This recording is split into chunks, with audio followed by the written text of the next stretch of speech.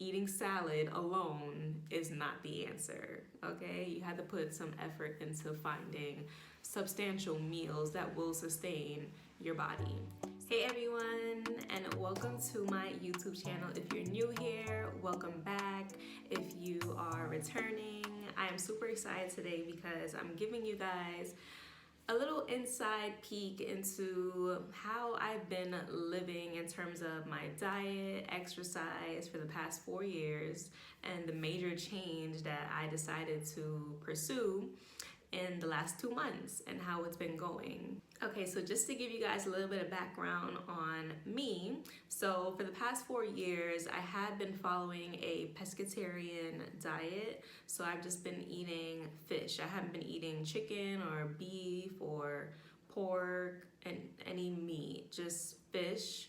And you know, I have considered going fully vegan, and it's been on my mind for a while, but I didn't get the final push until I watched this documentary on Netflix called Seaspiracy. So check that out. But yeah, it was that documentary that kind of gave me that final push. So that's one aspect of my diet. The next part is low carbs. So for the past 8 months, since September 2020, I have been dieting and exercising every day, like vigorously. So my diet primarily consisted of, for those 8 months, fish, vegetables, beans, seeds, fruits, smoothies. Highlight of that is low carb. So I've been doing low carbs for about 8 months now, and I don't see why I should stop. So yes, now I'm vegan, but I'm continuing with low carb. So if you are planning on, embarking on a vegan low carb diet, this is the place for you. One thing I do want to note, this diet is definitely not easy. It's not for the faint of heart, but it's very much possible. I also do want to note that if you are considering going vegan, I would not recommend jumping straight from omnivore, eating meat, and just going straight into vegan. I would recommend you transitioning a little bit, maybe 1 week, seeing how you do without having chicken or without having beef. And then the next week you remove something else. The next week you remove something else, just so your body can have time to adjust, and so that you don't crash and burn and then you are so upset with yourself and you just kind of just let the whole pursuit just go and you just never get back to it, because I know that happens to the best of us. So I would recommend you transitioning slowly but surely, maybe from eating meat to just eating fish to then going vegan. Okay? Step 1, take an audit of your current diet. Okay? So what do I mean by that? Basically, if you have to write it down, track it, whatever you have to do, but keep a log of what it is that you eat daily, and then you'll see a trend of what it is that you consume regularly on average. For me, it was fish, in particular salmon. I really like salmon. I had a lot of salmon and veggies, whether it was broccoli, cauliflower, string beans, whatever. I liked salmon and vegetables. I liked salmon and quinoa. I liked pizza.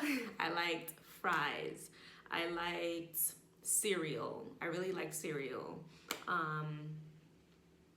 I liked green banana. My parents are Caribbean, okay, so I liked green banana. I liked ackee and saltfish. I like spinach and green banana. So those were like my big player meals that was revolving on a weekly basis. So take an audit of that, write it down on a daily basis, a weekly basis, because you can't change something that you are not aware of. If you're not aware of what you're eating average on an average week, how can you change it? So step 1, take an audit of what you eat.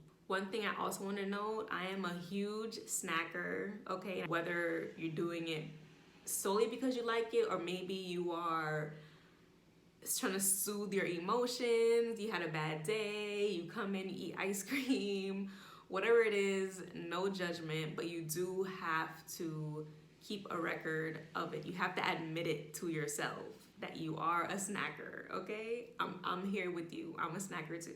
Okay. Step 2, list out the possible substitutes. So here is where we're going to be researching what possible replacements could be for the meals that you eat regularly, okay? Because we're not trying to make this too difficult on ourselves, okay? The diet is already enough of a challenge. We want to ease into this as smoothly as possible, right? So that means preparation, that means research. So whatever it is that you eat regularly, we're not just gonna abandon it. We're gonna find replacements for it so that you're not, 1, starving yourself, 2, left in the moment trying to find something to eat, because we always know how that goes. If you leave yourself hungry and then you're searching for food last minute, you're just like, the first thing that comes to mind is never healthy food. When you're hungry, you're not thinking about broccoli and cauliflower. You're thinking about pizza and fries. So do not let yourself get hungry to the point where you're gonna just forget about your diet, okay? The point here is not to self-sabotage. So the easiest way to not sabotage yourself is to be prepared and to do the research ahead of time. So step 2, list out the possible replacements for the meals that you currently eat on a regular basis. So for me, fish was a huge part of my diet. So I had to come up with something that was still filled with protein and still yummy. And for me, I chose chickpeas, black beans, and broccoli. So those are 3 foods that are super high in protein, and if you make it a certain way, it can taste really, really good, okay? I'm not gonna go over my recipes in this video because it's gonna get way too long, but you have to find items that will give you the same amount of nutrients as the food that you are removing. So I removed fish, but in that place, I put beans, I put vegetables like broccoli, cauliflower, specific vegetables that will give me the same equivalent amount of protein that I would if I was eating that piece of salmon, okay? I'm a huge fan of cereal. There's a lot of carbs in cereal, so I had to just remove that. So in place of cereal, I've been drinking a lot more smoothies, okay? But the thing with smoothies, yes, fruits are extremely healthy for you, but if you are trying to follow not only a vegan diet, but also a low-carb diet, there are certain foods you need to quote-unquote avoid just so you don't get that extra carb intake. So some fruits that are high in carbs are bananas and apples and mangoes. So those 3 do not go in my smoothies. If you're gonna replace cereal with smoothies, try berries. So strawberries, raspberries, blueberries, and blackberries. Those are much lower in not only carbs, but also sugar. So if you are gonna go the smoothie route, try those fruits.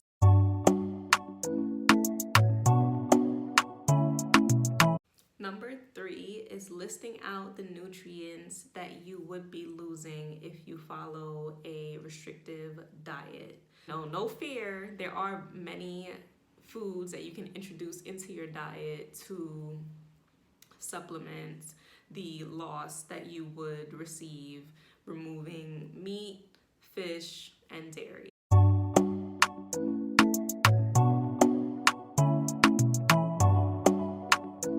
Step 4, plan out your meals in advance, at least a week in advance, guys, especially if you're just starting out. So for me, back in April, when I first made this decision, I kind of just jumped right into it. Like I said, I didn't really do much research. I just figured I would eat salad. I almost passed out because was feeling so weak. I didn't have the nutrients that I needed. So please plan out what you're going to eat before you begin.